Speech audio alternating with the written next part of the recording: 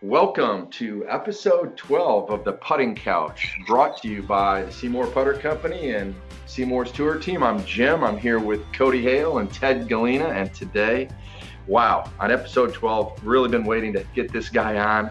One of our very, very good friends, a longtime PGA Tour caddy, Damon Green. Damon, it is so awesome to have you on today. Thanks for taking the time. Hey, thanks, guys. I appreciate y'all having me. It's Man. Awesome to be on with you.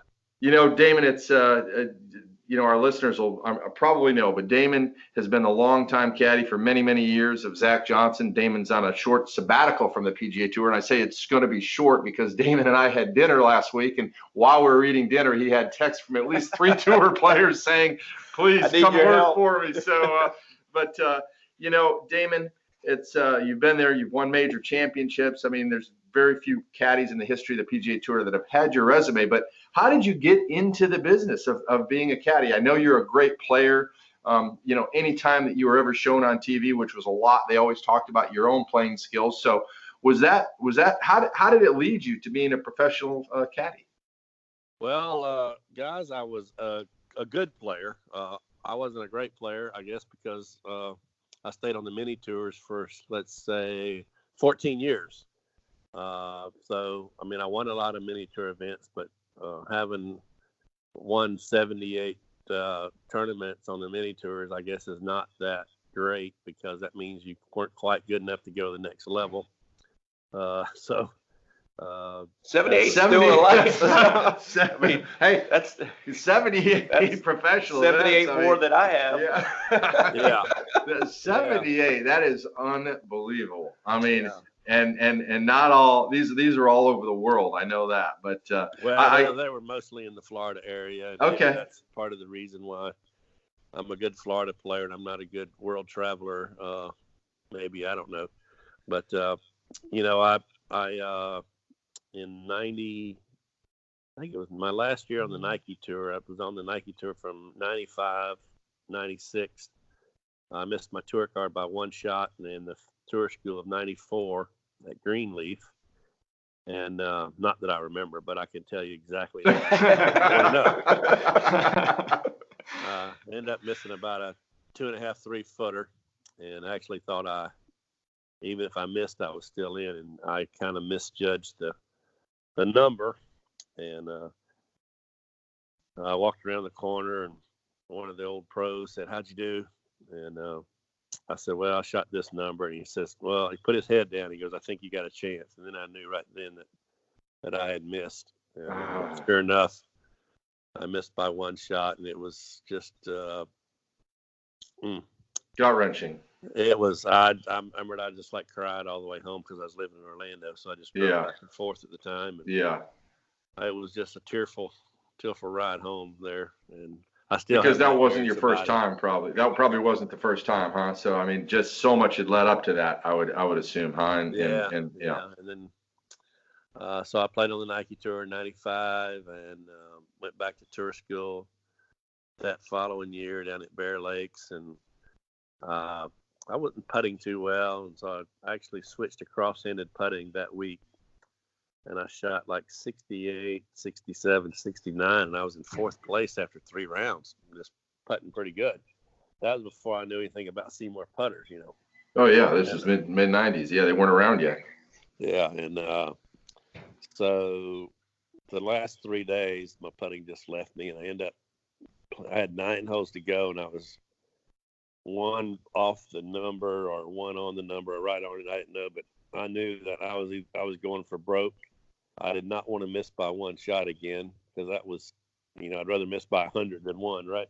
Right. So I just pretty much went for every shot and just putted like Ray Charles and come in. I ended up missing by 4, but I had full status on the Nike tour back then and played that year. Not very great, probably 100th on the money list, something like that. And, went back and I played 2 more years of mini tour golf down the Golden Bear Tour, sponsoring myself, putting the $15,500 entry on my credit card, and the pressure of having to pay exorbitant amount of interest on $15,500 and play golf was just a lot that I could handle. And I decided to give it up, and I was going to go into the insurance business. But my brother-in-law and a buddy of mine, Jimmy Green, called and said, I'd like to come caddy for me this week in Mobile. If I finish in the top 5, I get my tour card. And I said, well, sure. I'm just like studying the state. Is that Jimmy Green that played at Auburn? Yes. Okay. Yes. He and I were good buds. We played the mini tours together, and we had played the Nike tour together.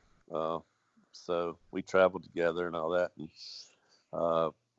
I said, sure. I'm just sitting here taking the state insurance tests, and I can, spare a week. So I drove up to Mobile, and we finished 3rd.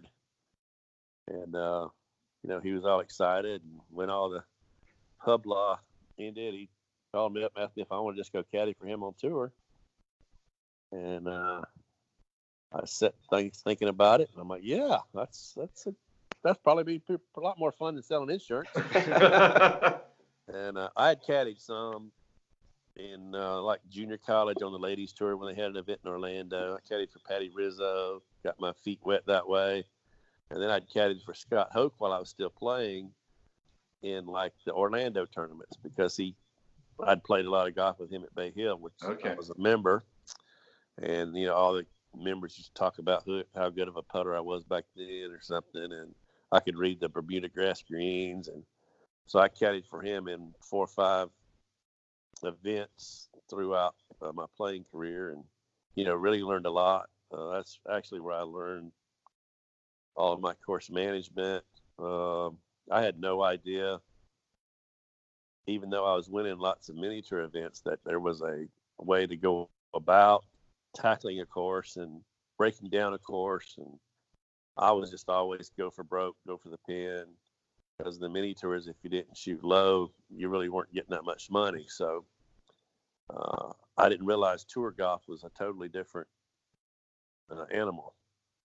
So I learned so much from him, and I took a lot of that, but I learned from him, and tried to help Zach out when he first was a rookie. And so Scott knew that you were kind of doing this at the highest level for the first time. So right. is he walking you through kind of how he goes about his strategy and trying to say, because he obviously then wants you thinking the same way as him? Is that how that worked? Right. We wanted to be on the same wavelength, and he wanted to help me with my career also. So kind of, it helped both of us out. But he had learned most of his course management skills from Calvin Peete, which is, he said Calvin was a short hitter, and he had to be very precise on what side of the fairway, not hit a fairway, what side of the fairway Calvin wanted to be on. That's how wow. He was. Yeah. If it was a right pin, he was shooting on the left half of the fairway. Wow. And Scott said he could even pick out a line of the mower stripe and pretty much hit it. That's how good Calvin was. That's pretty interesting. Oh man. But so you learned a lot with that. Yeah. And then you mentioned Zach. So how did you and Zach even? When did you first encounter Zach? Yeah, where were you guys? I guess I should go back to when I caddied for Jimmy that first year, and I remember our first tournament was in Hawaii. Joy and I flew out there and had a big time with him, and he holed his bunker shot on the 18th hole for an eagle, the last round, and he made like, I don't know, $90,000, and I made $7,500 my first tournament. So I was like hooked after that. And catching a 5-pound bass. That's like winning another mini tour event there. Oh, well, way more. We didn't play for that much money, so it was. I think it got my blood there, and we didn't keep our card that year, so we were at the finals of tour school, and I got a phone call from Scott Hope, and he was looking for a caddy and wanted to know if I wanted to go to work for him. And I said, Scott, I'm at the finals of tour school with Jimmy. I can't, really talk about it right now. So he said, think it over, and if Jimmy doesn't get his card or whatever, I'd love to have you come to work for me. And so I told Jimmy about it. He said, man, you got to go to that. He said, you don't need to be messing around with me. He's a human ATM machine. And as long as you don't forget the code, you're going to be in good shape. So I ended up going to work for him, and I worked for him for 4 years and 2 weeks. And in the meantime, I'd played some little gambling games with Zach in the Orlando area. And, we had our little money games, and me and my partner would beat him one day, and him and his partner would beat us one day. And, we just developed a sort of a friendship. And after Zach had gone on the Nike, I guess it was web.com tour then, and he finished number 1 on the money list, I saw him in a club repair shop in the Orlando area and said, man, good playing. That's the way to go. And I said, if you need a good caddy, be sure to let me know. I've got some friends that are looking, and I think it's very important for a rookie to have an experienced caddy. And he looks at me and he goes, you're number 1 on my list. Wow. Like, what? I caddy for Scott Hoke, man. He's a human ATM machine.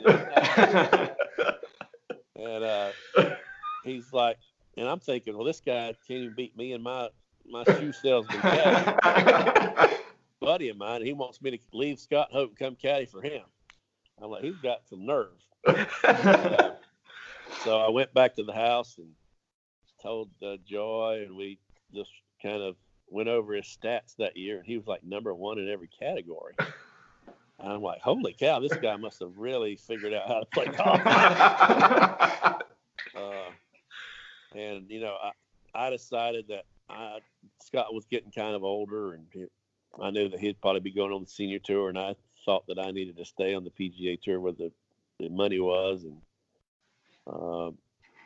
I decided to take a chance. And despite what Joy said, you heard that, Joy? He didn't want me to do it, but I said, I didn't want to miss out on an opportunity if this guy was as great as his record was on the web.com. So I decided to do it. And then how long did it take you guys to start playing well? Well, we won Atlanta that first year. There you go. So what was that like? Everybody thought I was stupid, for leaving. Yeah. A lot of players, caddies, and interesting. Okay. They told me I was smarter than a brain surgeon after that. So.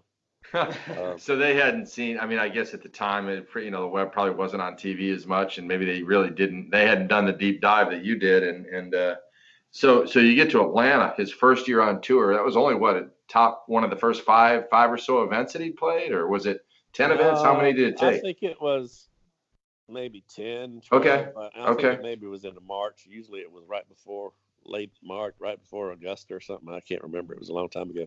Did you see it coming? I mean, how did that very first win on the PGA Tour for both of you really? Tell us what you remember about that. That had to be pretty special. Oh yeah, it was. It justified me leaving and going to this kid, and he was just a really gritty performer. It was. It's like he had something to prove, like he had a chip on his shoulder, and I tell people it's sort of like he's like a little chihuahua or something, he's not powerful or strong, but when he gets the hold of your pant leg, he just will not let go till he takes some hide or something. And he just had a great belief in himself. He was a religious man, and I think he thought that God wanted him to perform well so he could testify and tell people about God giving him the ability to play this game and kind of do a witness every time he won. He seemed to do that. Wow. And I think that really just freed him up, and to if the Lord's pulling for you, it's pretty powerful stuff. So that's, and I remember that. Previously, I think he had 4-spotted in that tournament, and he came to the last hole. If he made a par or something, he top 10 when he was on the Hooters tour to go to the next PGA Tour event. Oh wow, okay. Yeah, and he got to that hole and he hit it in the water, and he made triple or 3-putted after that or something. So he went from top 10 to 20th. but he made a good check, and I think that gave him a lot of confidence. And I think he really loved the course, and that that had a lot to do with us winning there. Damon, we hear a lot on TV the player-caddy relationship, and we always really hear it from the player's point of view. We never hear it from the caddy's point of view, and I assume it's more, like maybe a husband and wife type relationship. I mean, with Scott, with Zach, with other players, what type of relationship is that? I imagine you don't want to be the yes guy, but then again, you might have to walk a fine line. So is there, and there's a trust factor at the same time. So how does that work between player caddy? I imagine it's built after, I assume it's built after a number of years, but when you first start out, I mean, is there set of ground rules that you guys talk about, or what? How does that work out? Well, I kind of got that straight early on, Ted. I remember we were playing in the Honda Classic. It was probably our fourth event, however many events it takes to get to the Florida Swing. And Zach called me in to read a putt, and I said, I think it's left edge. And he hit the putt, and I don't know, I think he pulled it or something, but he thought it broke left. And so he walked off the green, and he goes, he's hot as can be, madder than a wet hen. He looked at me and says, if I ever ask you to read another putt, don't.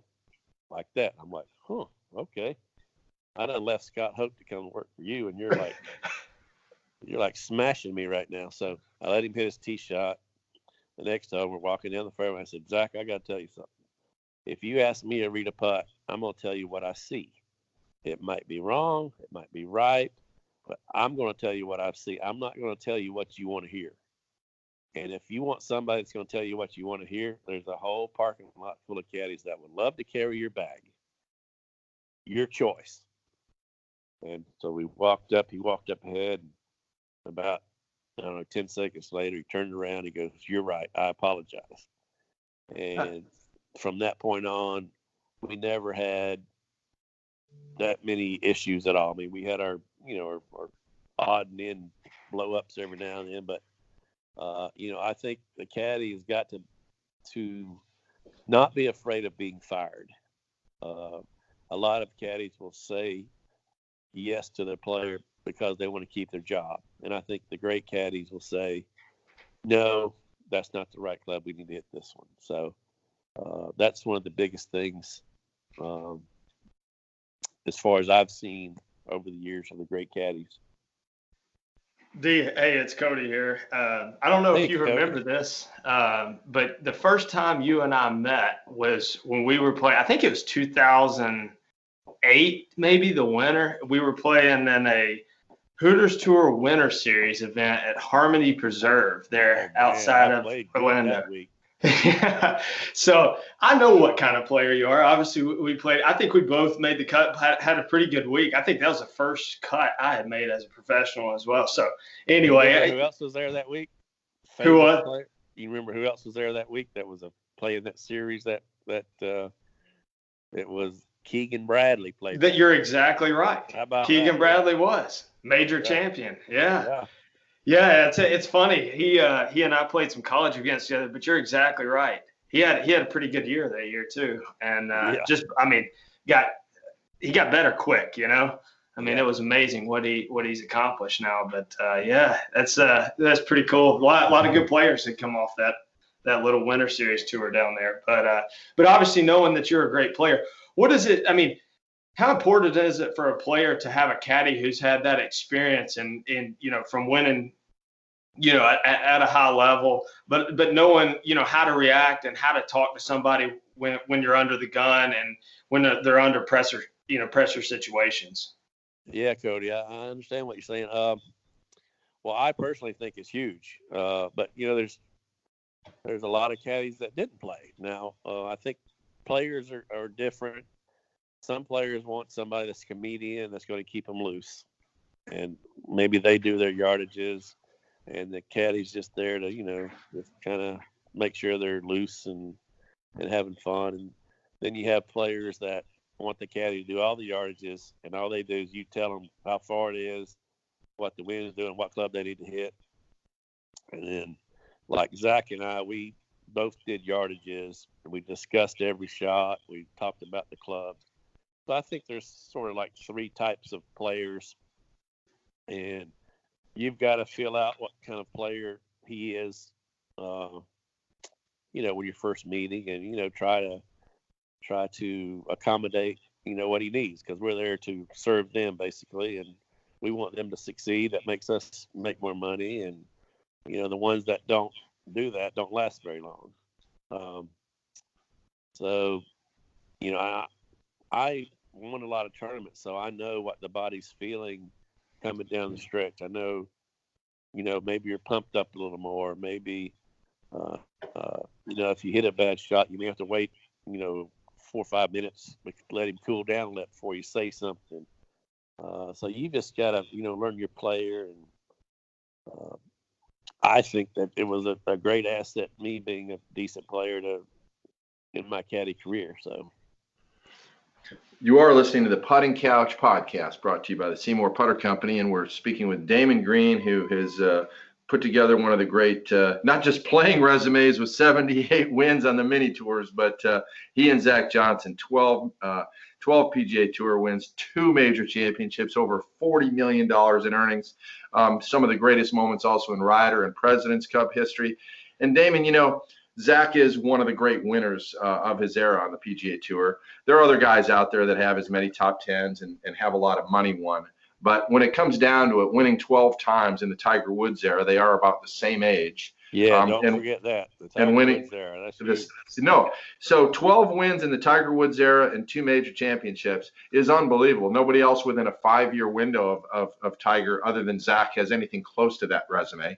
And what it comes down to is that closing the deal. I mean, to get those 12 wins, because as you know, if you've got a shot at the lead at a win on Sunday, I mean, there's another 10 to 15 guys that also have a shot. So you can be playing great golf, but how many times have we seen guys just fade on Sunday, fade on Sunday, fade on Sunday?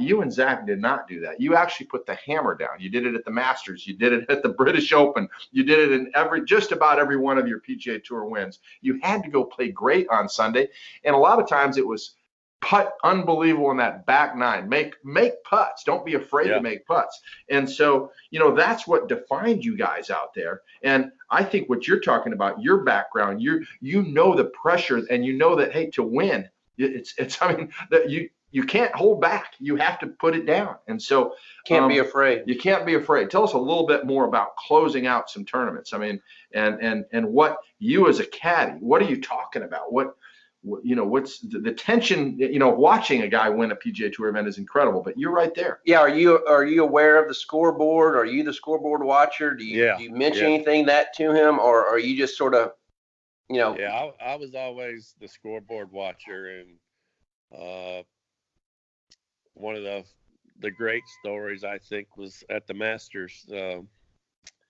when we won in 2007. I'll never forget.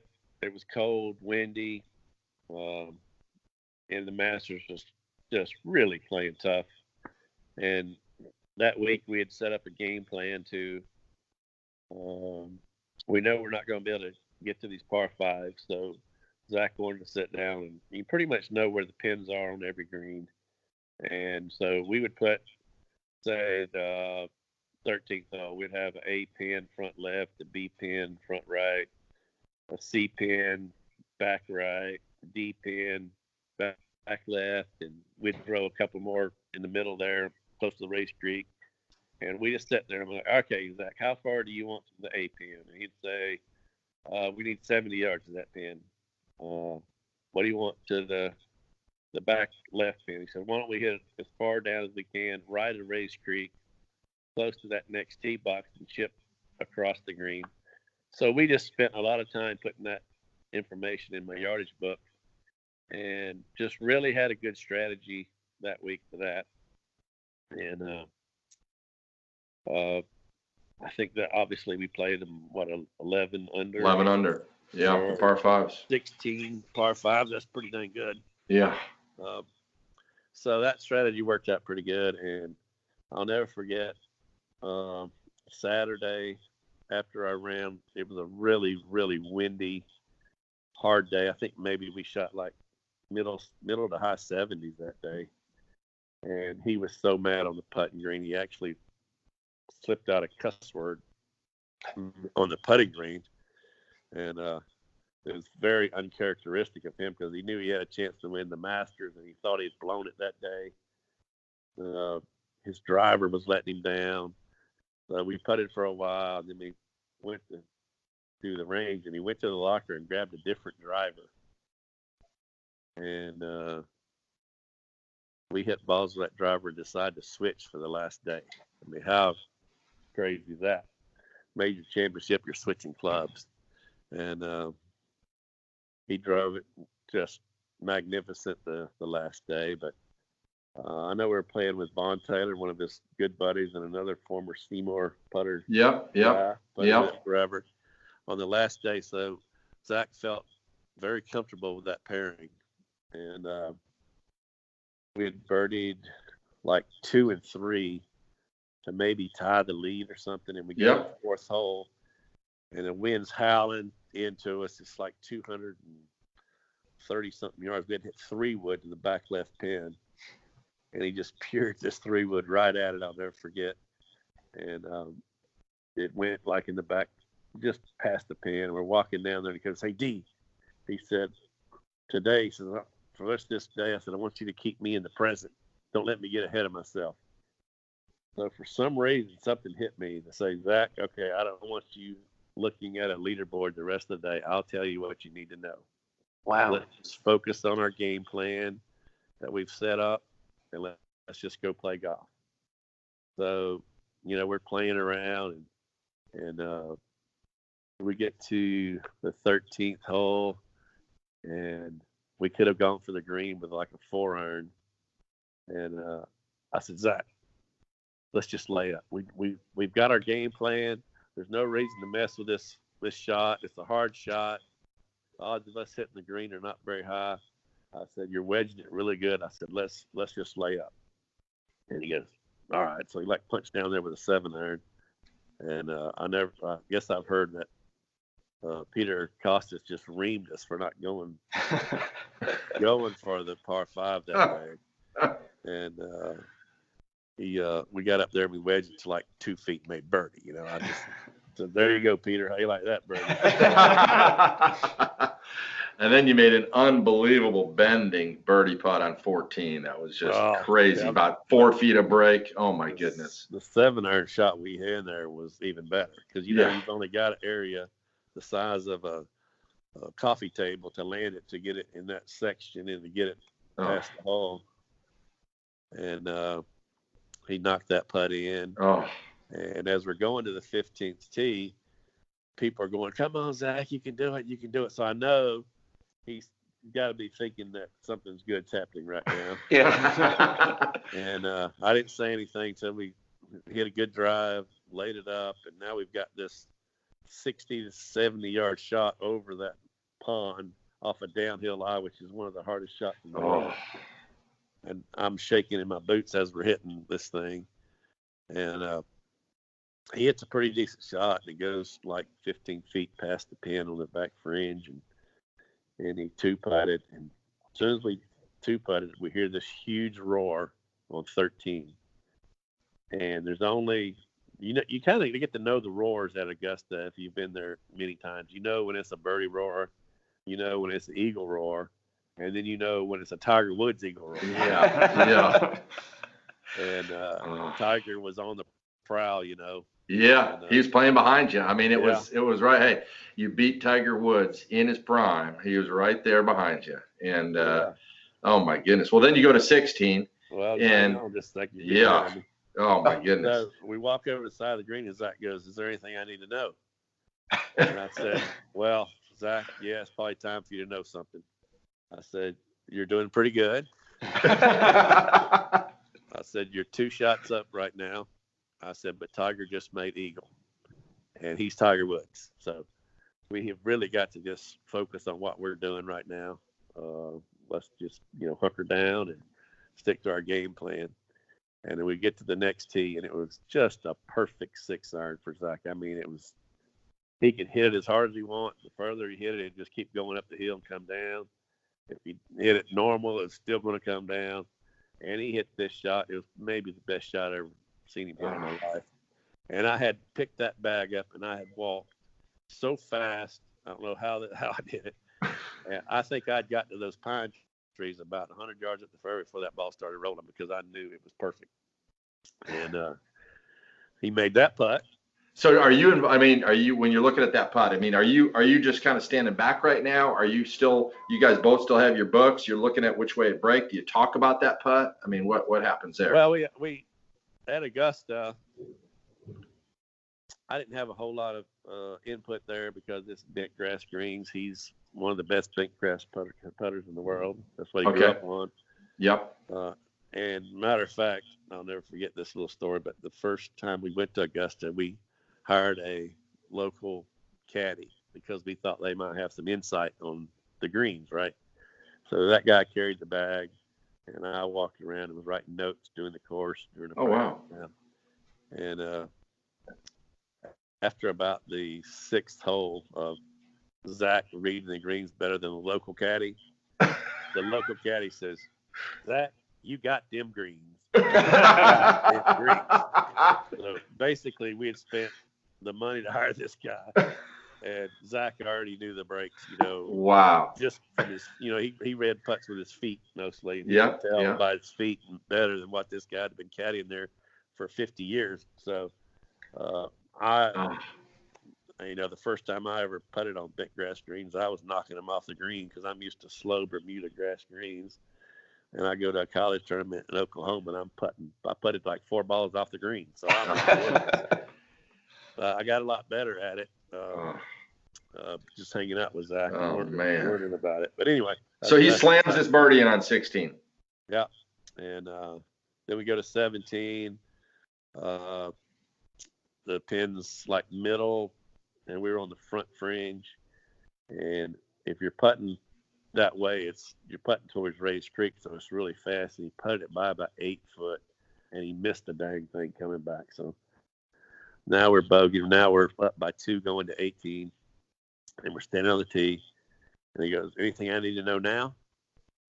I'm like, "I think you can look at the scoreboard now, Zach. You're 2 up with 1 hole to go." So he stared off at the scoreboard over to the left of 17 and hit a good drive there. And we kind of got lucky. We pushed our 6-iron just a hair, and it was like, 6 inches from going in that bunker.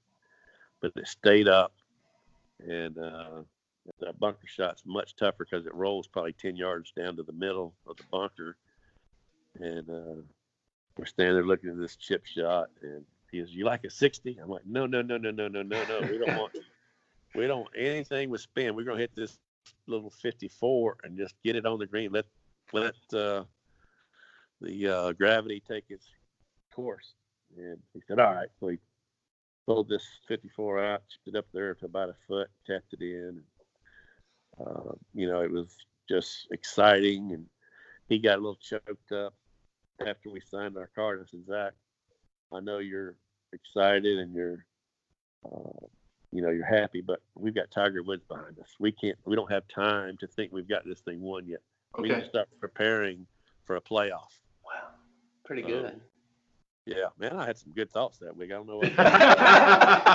Hey, David, your text is going to be lighting up again. This is Damon Green. He's been our guest on the Putting Couch. It's just been incredible. And Damon, I know we'd love to have you back on kind of a regular basis if that's okay. And we want to go through more about your background and your great career and some of your playing experiences and that learning about that 2007 Masters victory, which was just one of the greats of all time, really. In the toughest conditions I think that the Masters have been played in over 50 years. A short hitter comes up and through great strategy, great putting, and just great clutch performances. 6 birdies on Sunday. Again, in brutal conditions, a 69 with 6 birdies on Sunday to win the Masters, and that's what it took. There are a lot of great guys up there that were not able to do that. So you got the horse in the barn, and that led to just completely taken Zach's career to the next level where you really were always in the conversation as the best players in the world, and I think the best player caddy team in the world. Definitely. No question about that. So, well, thank you. That's nice of you. It's a thrill to have you on, Damon. And I know that, hopefully you're enjoying the sabbatical. It's not going to take long because, players live to win majors, and you've been a part of it. And that was a great story. We'll get more next time. Is that all right?